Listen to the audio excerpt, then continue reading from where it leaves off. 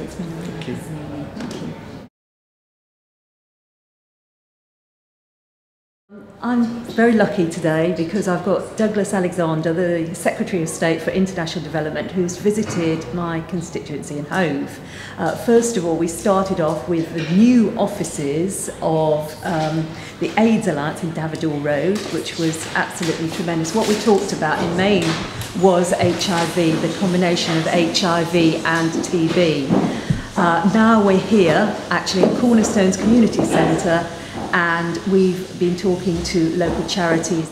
What I'd like to ask you, Douglas, is one, what we are doing as a government for international development. I know we're the leaders in the world. And secondly, my particular interest is Sight Savers Charity, which of course is based in Sussex, and who I was attached to for a year and was lucky enough to go to Pakistan to see some of their work, and how we are achieving the Millennium Education Goal, and also in particular about disabled children. Well, listen, it's a real pleasure to be here in the Cornerstone Community Centre at the invitation of Celia and yourself. Thank you. Celia is one of those MPs who for a number of years now has shown a tireless commitment on issues of international development, human rights and the environment. And in that sense it was natural for me to take the chance to come and meet with your constituents here today. Let me first of all say thank you for all of the work that you've done in Parliament, in campaigns, in lobbying me on these issues over time, and I'm happy to return the favour. As a government, we care about international development because we recognise that we live in a world that's too unsafe, too unsustainable and too unequal. There are about 6.5 billion people on this planet today. By 2050 there will be 9 billion people. So we've got a huge shared interest in making sure that our development assistance not just feeds the hungry but provides education and provides healthcare as well.